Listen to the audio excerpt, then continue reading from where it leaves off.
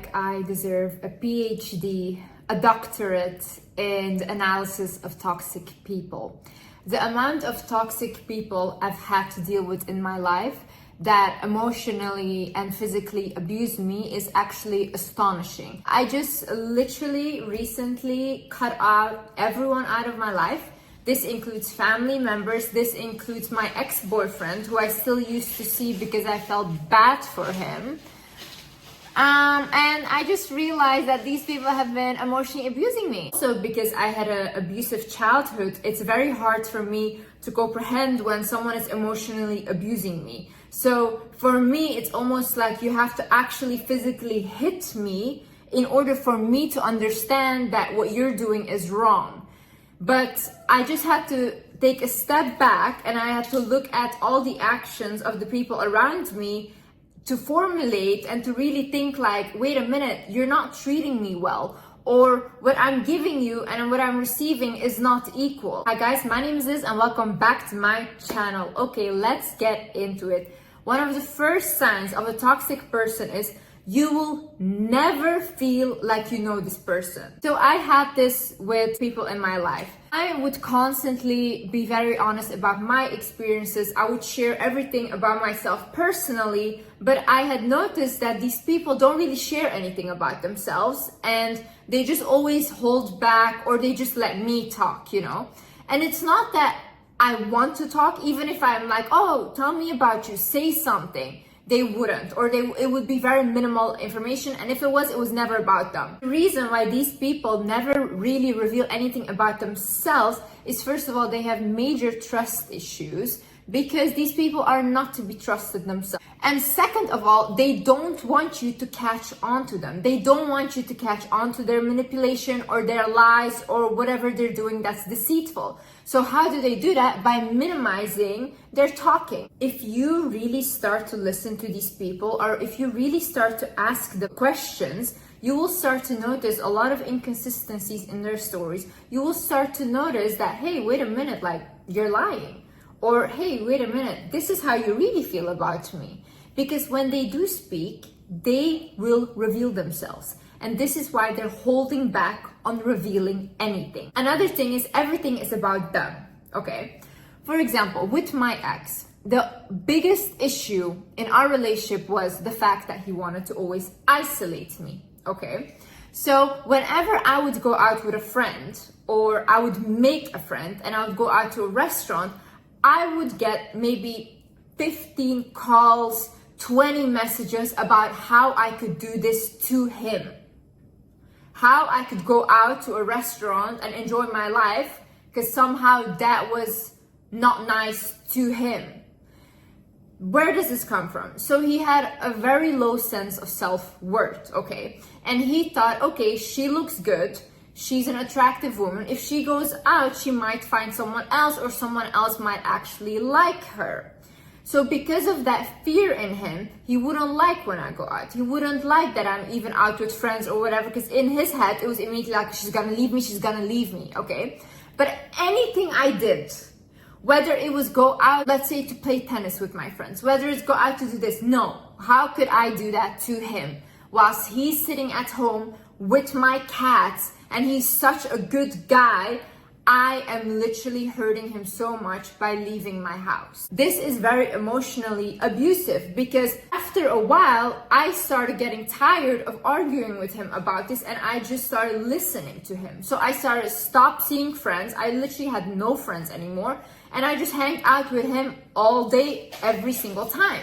But what ended up happening is I became so depressed because why am I isolating with you? Do I literally have anxiety now when I talk to other people? Like my self-confidence became so low because I was just not allowed to be around other people. This is a thing that I've noticed with everyone around me, family, everyone. They always try to isolate me. Why is this? Because you can control an isolated person. You can control someone that is on their own. When they are not communicating with other people or whatever, then they have all the power over you because this is the only person you constantly see. Another sign is they care more about how they look to others than how they really are.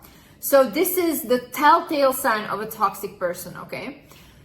They just care about how other people view them because they want to look good in front of others. They want to be admired, they want to be seen as powerful and whatever. But behind closed doors, these people will be one of the worst people you ever encounter. So whenever you are dealing with such person, for example, me with like my ex, let's say, or like my family members, whenever they did something to me and I would go tell my friends like, hey, I'm dealing with this, whatever, they would get angry at me that I told my friends. Because this, in their head, I am damaging their reputation with my friends. But they're not looking at the fact that they're abusing me and I need someone to talk to. No, for them, like I said, everything is about them. It's an attack towards them. The fact that I'm ranting about my abuse is you attacking their reputation and not you shouldn't be abusing me. And the same way, if you go talk to other people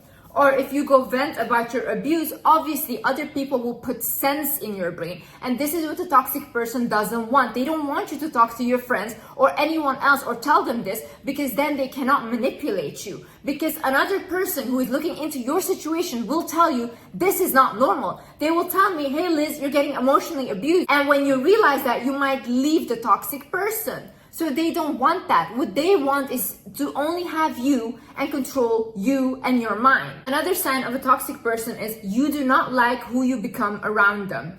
This can even be energetically. You feel so bad.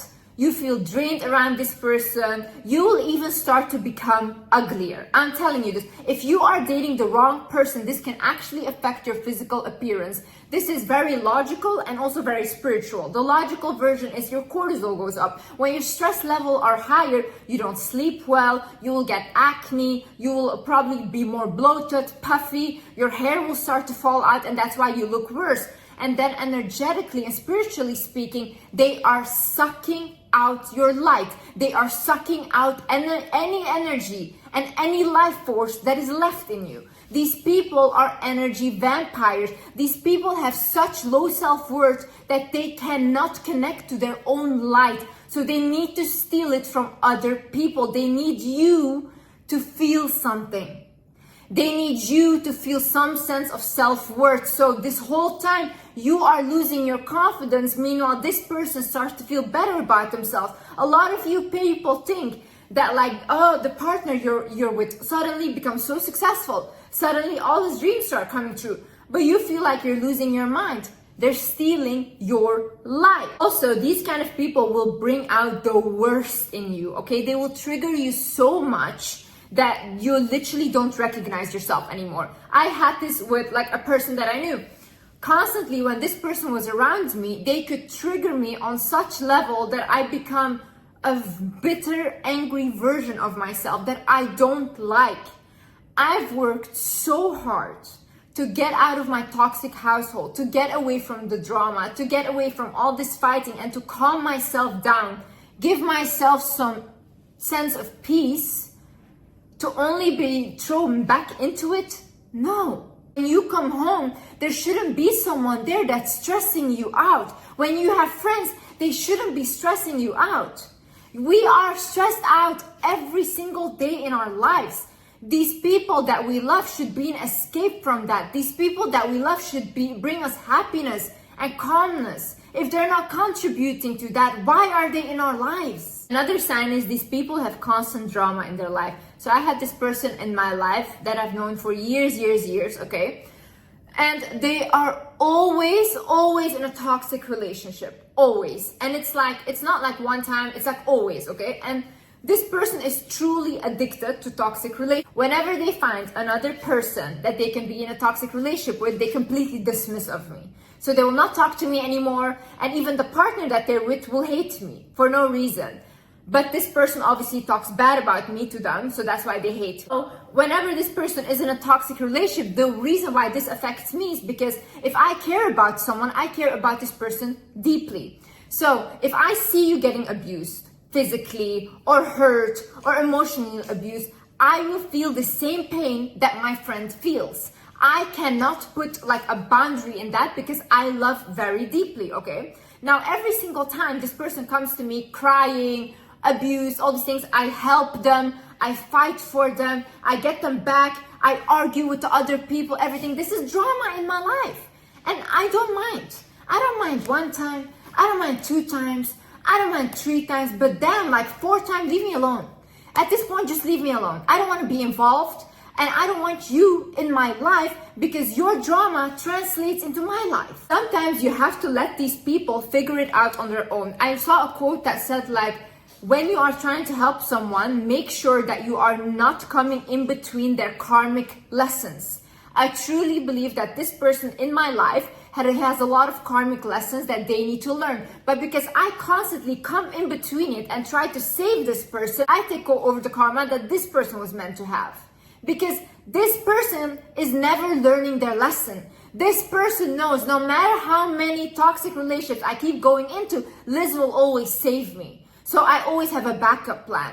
But if you just go back and say like, you know what, be in your drama, have your fights on your own, you will see that this person will actually start to change. People need to learn their lessons on their own. And my lesson here is that I am not meant to save these people. I can barely save myself. Day in, day out, I have to think about myself. Why am I taking on all these other people's problems as well? It's not mine to carry, and neither is it yours. Another thing is they will only apologize with words. So they will constantly tell you, oh, I'm so sorry, I will never do it again. Yet their actions will show that they will do it again, okay? This is just plain manipulation. Manipulation. I am so firm on this. I will never ever in my life believe anyone on their words again. Truly, I've never in my life ever gotten a good outcome from believing someone on their word. You always have to look at their actions. They can tell you they love you, they can tell you're the best thing on earth, but if their actions do not match their words, they're lying to you.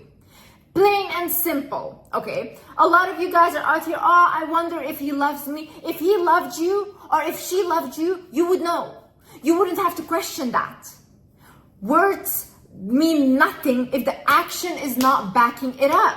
Stop making excuses for people. Stop thinking in your head like, oh no, maybe this happened. Oh no, maybe this was different. How are you when you love someone? How are you when you care about someone? Really think about this. How am I?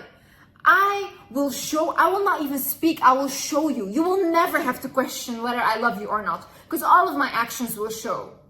If you are like this as well, then why do you even consider people's words but not their actions? Another sign of a toxic person is they are very dismissive of your feelings. So whenever I would bring something up that someone had done to me, like for example to my family or whatever, and I would say that, hey, listen, like I don't like that they did this or whatever. They said, oh, let's get over it. Oh, Liz, it doesn't matter, whatever. Oh, you'll figure it out. And I get why they say that, because I'm always the strong person. I'm always the person that has always figured it out. But that doesn't mean that I don't have feelings. That doesn't mean that when someone does something to me, that doesn't hurt me. Of course it does. Just because I built this strong adult, I'm still hurt by things. I'm still a human being. I have feelings. But somehow, just because you are so good at always keeping it together for yourself and for other people, people start to think that you're like a robot, and I'm not. But whenever I bring it up, it's like, oh, whatever. And it's like, no, it's not whatever. Because if I did the same thing that you did to me, to you, this conversation wouldn't even happen and no one would ever talk to me. If I had done like 1% back of what these people did to me, they would have cut me off years ago. Always when I talk to these people, they would bring up to me like, oh yeah, but Liz, you're just holding on to resentment of things that I did years ago, blah, blah. And it's like, no, I'm not holding on to resentment. I just saw who you were. And right now, this situation is repeating itself. So you're just confirming when years ago, I already saw who you were and I didn't want to believe it. So it's not resentment, it's a confirmation.